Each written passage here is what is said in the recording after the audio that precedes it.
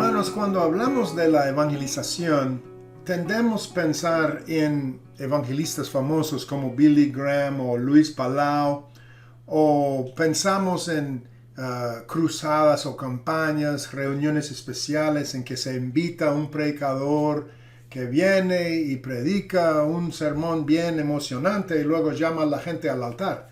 Todo esto es legítimo, es una forma de evangelismo. Pero hermanos, hay otros aspectos. Y uno que ignoramos muchas veces es el aspecto personal. Y de esto quiero hablar en esta enseñanza, el evangelismo personal, porque es importante y cómo el Señor quiere que lo hagamos nosotros, que lo practiquemos nosotros. Quiero empezar con dos textos. Uno viene de Efesios 4, 11 y 12, donde dice que el Señor mismo constituyó a unos apóstoles, a otros profetas, a otros evangelistas y a otros pastores y maestros. Y verso 12 dice, a fin de capacitar a los santos para la obra del ministerio. Quiero llamar su atención a esa parte, a fin de capacitar a los santos para la obra del ministerio. Todo el mundo sabe que un apóstol, profeta, evangelista, pastor, maestro, estos son ministros. Y ellos tienen un ministerio, están en el ministerio. Pero lo que muchos ignoran es la segunda parte, que dice que estos ministros, sí son ministros y tienen un ministerio, pero su función no es hacer toda la obra del ministerio, sino más bien su función es capacitar a los demás santos, los otros cristianos, para su parte en la obra del ministerio. La obra del ministerio es algo en que todos tenemos una parte. Es el ministerio del Señor Jesús y nos ha llamado a entrar en su obra, a entrar en su ministerio, participar en su ministerio. Cada uno de nosotros tenemos una parte. Cada uno tenemos un ministerio. Los otros 5 nos equipan a nosotros para nuestro ministerio. Ahora el segundo texto, 2 de Corintios 5:18, dice, todo esto proviene de Dios. Si alguno está en Cristo, nueva criatura es. Todo esto proviene de Dios. Ahora, quien nos reconcilió consigo mismo por medio de Cristo y nos ha dado, escúchalo, el ministerio de la reconciliación. Muchos me dicen, pastor, es que yo no sé cuál es mi ministerio. Yo te digo un ministerio que todo cristiano tiene. Acabo de leerlo, dice el ministerio de la reconciliación. Otra versión moderna dice, Dios nos ha reconciliado con Él a través de Cristo y nos ha dado el trabajo de reconciliar a toda la gente con Él. ¿Cuál es el ministerio de la reconciliación? Hermanos, estuvimos excluidos, echados fuera de la presencia de Dios desde Adán. Y hay una barrera entre nosotros y Dios. Estamos distanciados de Dios. Pero a través de Cristo, Dios quiere reconciliarnos consigo mismo. Cristo es el mediador entre el hombre y Dios y nos reconcilia con Dios. Ahora que nos ha reconciliado, nuestra parte es estar con Cristo, seguir a Cristo en esta obra de decirles a las personas, hablarles de la reconciliación, que pueden estar reconciliados con Dios como nosotros hemos estado reconciliados. ¿Ves? Entonces, esto es algo en que todo cristiano tiene una parte. Vemos muchos ejemplos de la obra personal en el ministerio de Cristo. Claro, Cristo predicaba a multitudes, a las masas, pero hermanos, también tenemos muchos ejemplos en el Nuevo Testamento de su trabajo personal. Por ejemplo, con Nicodemo, este hombre vino a Jesús de noche, solo aparentemente, y Cristo le habló, le ministró y le dio sabiduría de lo alto, de lo más profundo. Otro ejemplo, el siguiente capítulo de San Juan, capítulo 4. Jesús se sentó al lado de un pozo y ministró a una mujer de Samaria. Y esto era muy importante y a través de ella tocó todo su pueblo. Con Zaqueo, Lucas 19, Él le llamó por nombre: Zaqueo, bájate, es necesario que yo vaya a tu casa y coma contigo hoy. Y fue a su casa con sus discípulos a ministrarle, y el hombre fue convertido. El hombre endemoniado de Gadara en Marcos 5, de esto vamos a hablar más adelante, pero cruzó el mar el Señor Jesús, nomás para alcanzar a un solo hombre, y bien endemoniado, con una legión de demonios. Y hay muchos otros ejemplos, como el joven rico de Mateo 19, que vino y dijo: buen maestro, ¿qué hago para heredar la vida eterna? Entonces, Cristo siempre trabajaba con las multitudes, pero siempre con los individuos también. Y Él es nuestro ejemplo. Nosotros tenemos que hacer este tipo de trabajo. En la iglesia primitiva se ve también. Jesús los envió, por ejemplo, en Mateo 10, los envió de 2 en 2. Fueron en pares a evangelizar. ¿Y cómo lo hicieron? No sabemos. Pero me imagino que no todo fue predicar, o sea, predicar al aire libre. Tal vez alguna parte fue predicar en el aire libre. Pero me imagino que también iban de puerta en puerta o hablaban en el mercado o así, con individuos, ¿no? En los Hechos 5:42 dice que diariamente y en el templo, dice diariamente en el templo y casa por casa, los apóstoles testificaban. Los Hechos 5:42. En el templo sí, en masas o con grupos sí, pero también casa por casa, hermanos. Ellos testificaban. En los Hechos 17 vemos un buen ejemplo. Pablo hablaba al concilio del pueblo, el Areópago, como se llama en griego, ¿verdad? Pero también hablaba con personas en forma personal. Él se iba al mercado a discutir y razonar con la gente allí.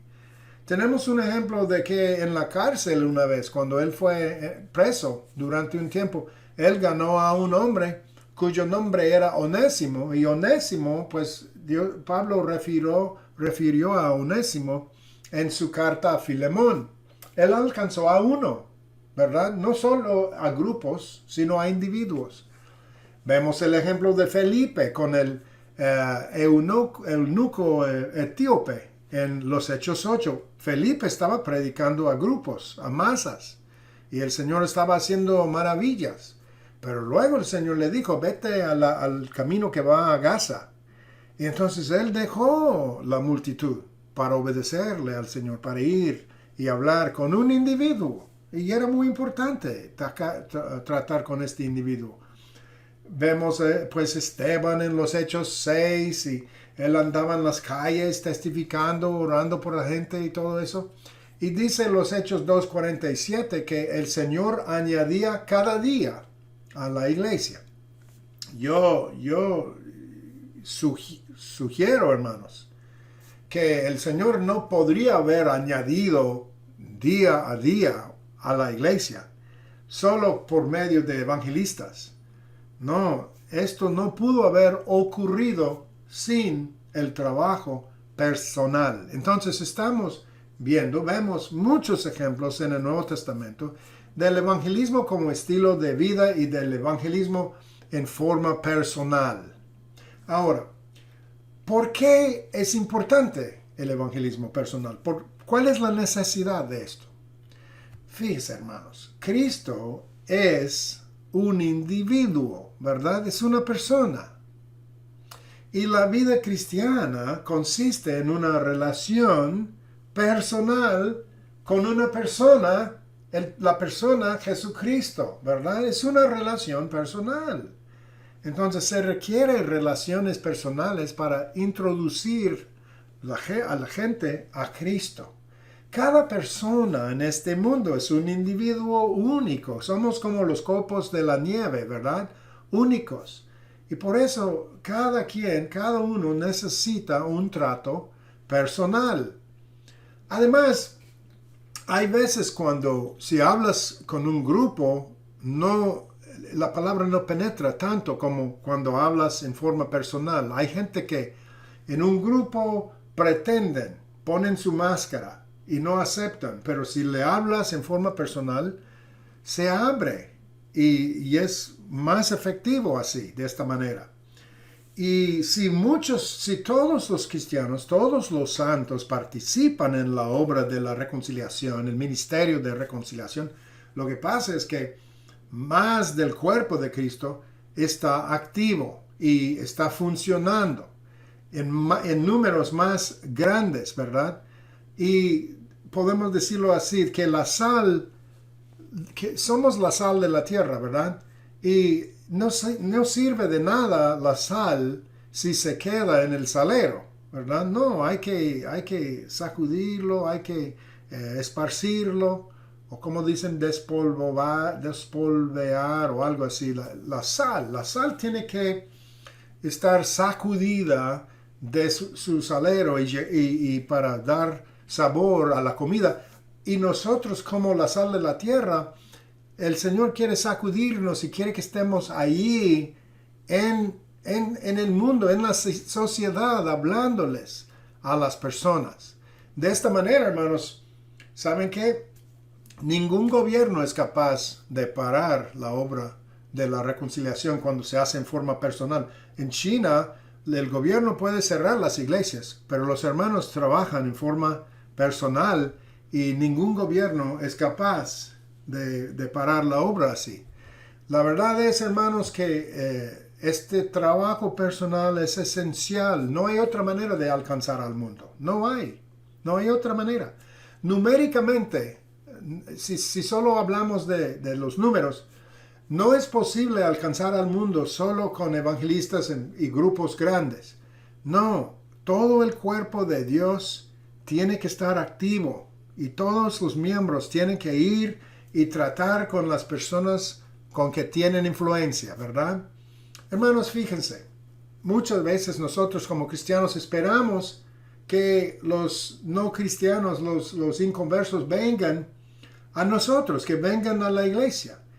Pero hermanos, a ellos no les interesa asistir a una iglesia.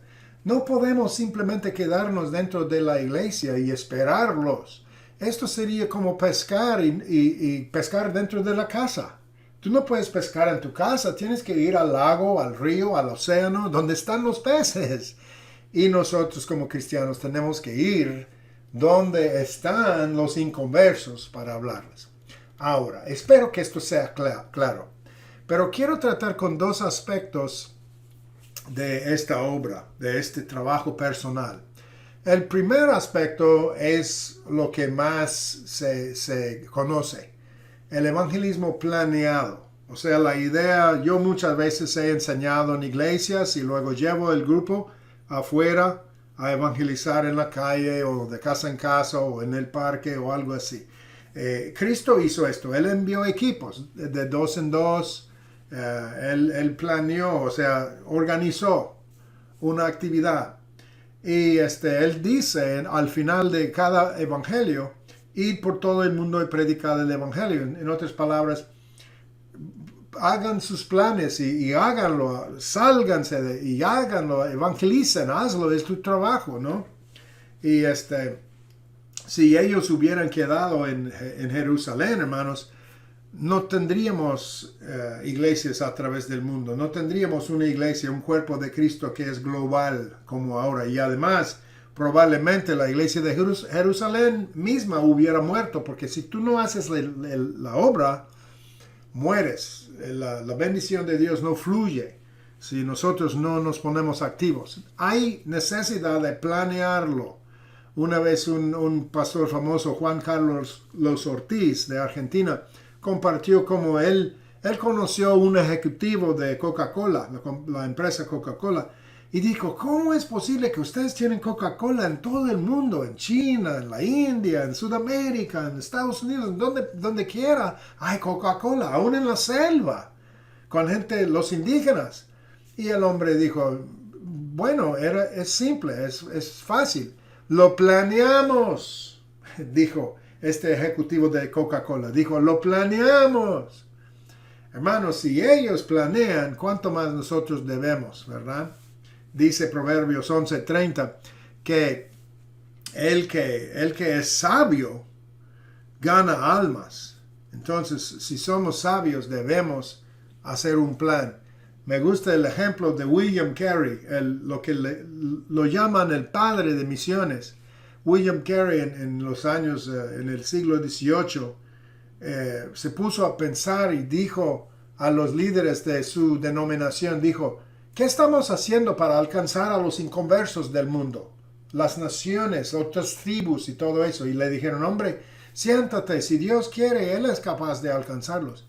Y él dijo, no, me parece a mí que tenemos nosotros una parte, tenemos que hacer algo. Y él formó una organización misionera para levantar fondos y mandar misioneros. Hay que planear, ¿verdad? Hay que planear. Si no tenemos ningún plan, casi nada va a funcionar. Entonces, es un aspecto de la obra de evangelismo personal. Planearlo, pensarlo. Hay personas que, por ejemplo, llevan siempre tratados en su carro o en su bolsa. Siempre puedes llevar folletos o nuevos testamentos. Puedes planear que una vez en la semana voy a salir, voy al mercado o voy de casa en casa o voy a hacer una cita con alguien para hablarle del Señor. Esto es una parte, ¿verdad?, de la obra de reconciliación, que debemos hacerlo como iglesias. Tener un equipo que evangeliza, que visita, que predica en el aire libre o en las cárceles o en los hospitales, ¿verdad? O una mujer hace poco me habló y dijo, ¿sería posible en la iglesia, hermano, tener algo en los veranos para niños? Yo puedo hacer eventos para niños, me dijo, y podemos hacer juegos y todo y colorear y luego les hablo del Señor. Dije, sí, pues me encanta la idea. Entonces, ven, la idea de pensarlo, usar nuestras capacidades para evangelizar. Pero ahora hay otro aspecto de evangelismo que quiero tratar ahora, que es de igual importancia, que muchas veces ignoramos. Y de esto lo llamo yo la red de nuestras relaciones, nuestros contactos. La red, lo llamo la red porque dibujo, ¿verdad? Y le voy a mostrar un dibujo que hice, que si dibujamos que yo estoy en el centro, pues yo tengo familiares aquí, ¿verdad? Y si hago líneas, y luego por este lado tengo vecinos, y aquí tengo gente que conozco, o gente con que trabajo, o gente en la tienda donde voy siempre cada semana, etcétera. Cada individuo en este mundo, cada santo, cada cristiano, está en el centro de una red de relaciones. Y la verdad es que cada persona tiene una red única. Tu red no es como la mía y la mía no es como la de fulano, ¿verdad? Todos estamos en medio de una red. Y muchas veces ignoramos esta realidad. Pero nosotros tenemos responsabilidad para esta red.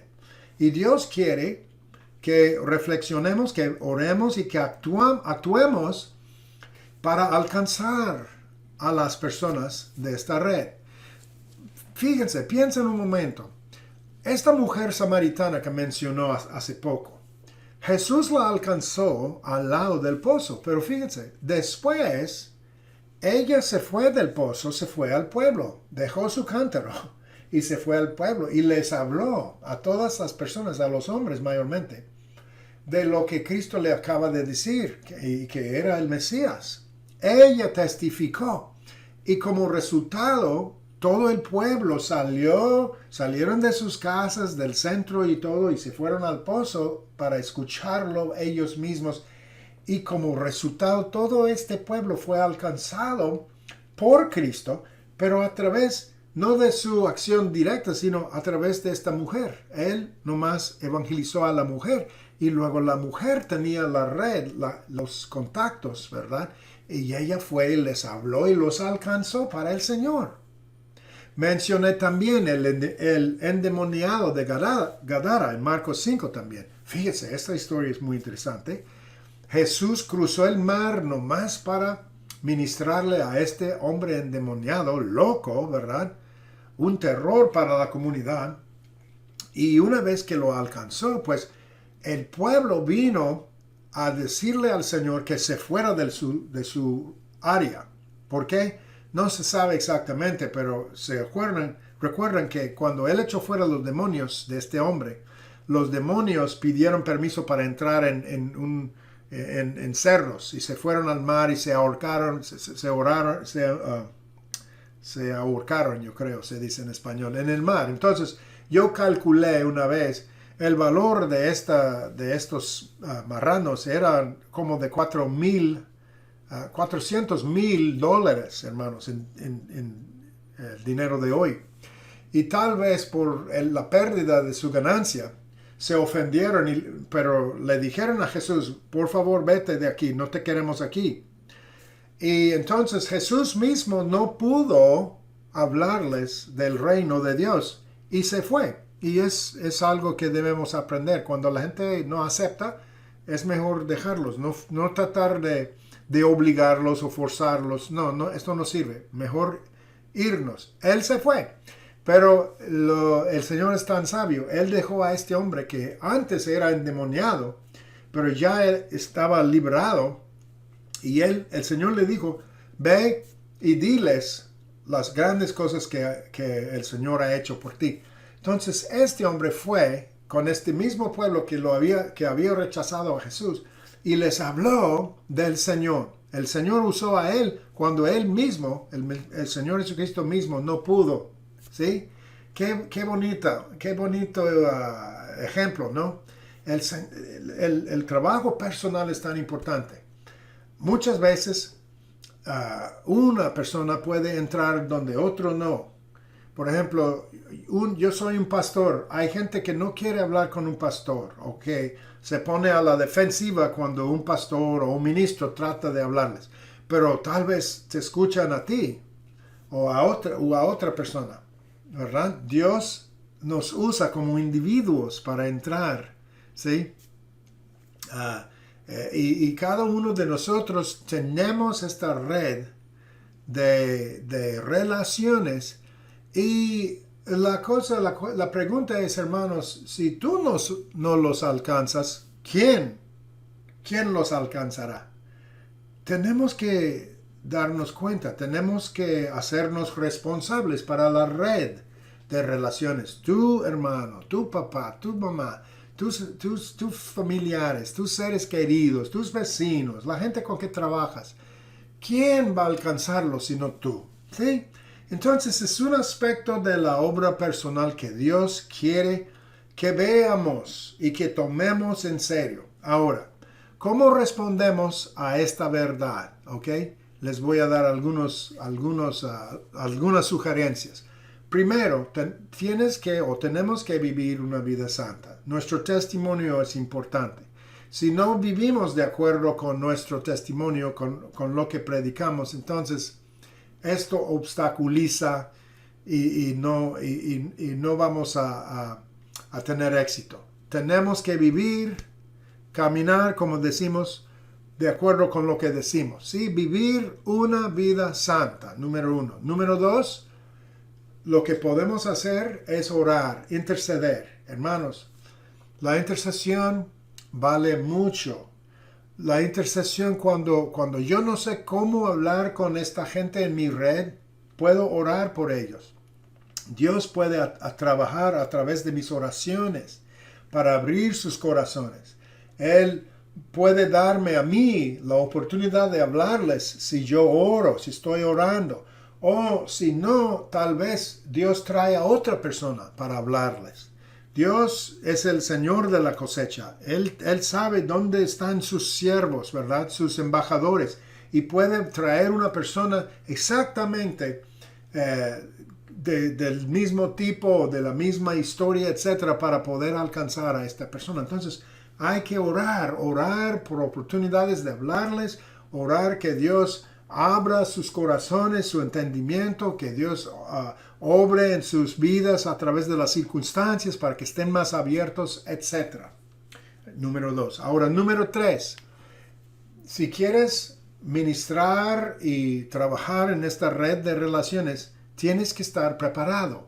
Por eso estoy dando estos estudios. Es muy importante estudiar el evangelismo, cómo compartir nuestra fe, cómo tratar con diferentes tipos de pecadores, de inconversos, ¿sí? Cómo contestar sus preguntas, cuáles escrituras que debemos compartir con ellos y cómo orar con ellos y cómo dirigirlos, cómo conducir a una persona a Cristo. Es muy importante estar preparado. Si estás más preparado, vas a tener más confianza. Déjame decirte, cuando David salió al encuentro con Goliat, con su onda, ¿verdad? Muchos dicen, bueno, Dios le dio la victoria, y es cierto, pero ¿saben qué? Dios le dio victoria, pero esta no fue la primera vez que David salió con su onda. Él tenía horas y horas y horas practicando con esta onda. Te aseguro, él practicaba por horas y horas en el campo con sus ovejas, ¿verdad? Como pastor de ovejas. Él había practicado. Y cuando salió a encontrar a Goliat, hermanos, esto no fue la primera vez con la onda. Claro que Dios podría haberlo usado si fuera la primera vez, pero te aseguro no fue. Entonces, mi punto es que Dios te puede usar si no sabes nada de la escritura ni nada, solo compartes tu testimonio. Pero en cuanto tengas tiempo, prepárate para estar más efectivo. Y luego, número 5, 2, 3, 4. Número 4, tenemos que ser guiados por el Espíritu. O sea, siempre pedimos su guianza, que nos guíe, que nos ayude, que nos haga saber cuándo hablar, cuándo callar y que nos ayude, ¿verdad?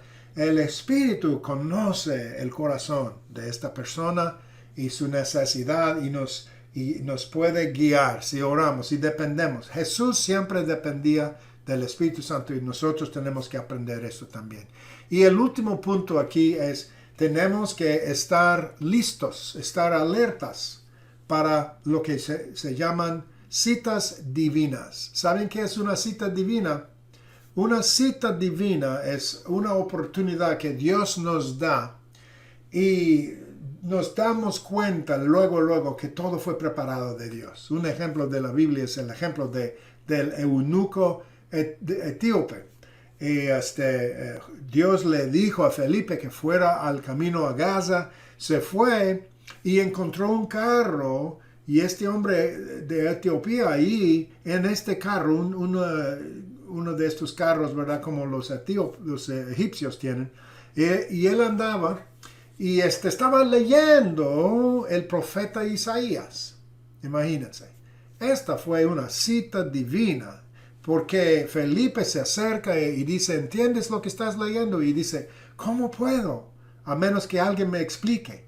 Y él dice, yo te puedo explicar. Claro que sí. Era un pasaje de mis favoritos que habla del siervo sufriente de Dios, y Cristo era el siervo, y Felipe pudo entrar allí y predicarle un mensaje. Gloria a Dios, una cita divina.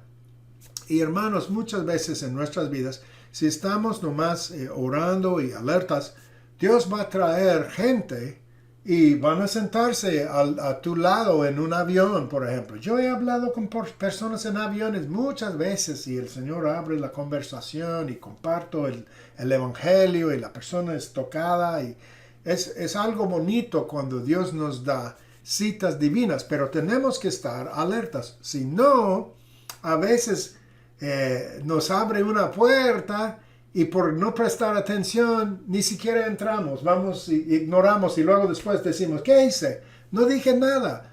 No, presta atención. Si la gente te dice algo que abre la oportunidad, pues tienes que ministrarles. Hermanos, las estadísticas muestran claramente que la mayoría de las personas que aceptan a Jesús lo hacen porque un amigo les habló o les invitó a una iglesia, etc. Es a través de la amistad, es a través de la relación interpersonal. Así es que este es un aspecto del evangelismo ignorado muchas veces, pero es un aspecto que no debemos pasar por alto. Es algo muy, muy importante, crucial. Si todo cristiano estuviera listo y preparado para actuar, trabajar en esta red de relaciones, hermanos, entonces tendríamos mucho más impacto en el mundo. Voy a terminar con una cita de Carlos Finney, el famoso evangelista del siglo XIX. Escuchen lo que dijo. Él dijo, tomen el propósito de estudio continuo y de reflejo diario y oración, de aprender cómo tratar con los pecadores para su conversión. Es el negocio más importante de todo cristiano de toda la tierra, salvar a las almas. La gente frecuentemente se queja de que no sabe cómo tratar con este asunto, pues la razón es obvia, nunca lo han estudiado, nunca se han esforzado para calificarse para esta obra. Si la gente tomara el tiempo para sus asuntos del mundo que se toma para prepararse a alcanzar a almas, nadie tendría éxito. Ahora escuchen la última parte. Si tú estás descuidando el negocio más importante de la vida, ¿para qué estás viviendo? Si tú no te propones a estudiar cómo edificar el reino de Cristo con más éxito, tú estás haciendo el papel más ridículo y malvado como un cristiano. Ay, hermanos, qué reprensión, ¿no? Nos está hablando duro, pero es algo importante. Tenemos que prestar atención y como dicen en México, échale ganas, ponte la corbata y échale ganas porque ponte las pilas. Es algo que Dios quiere para tu vida. Hasta la próxima vez, que el Señor los bendiga.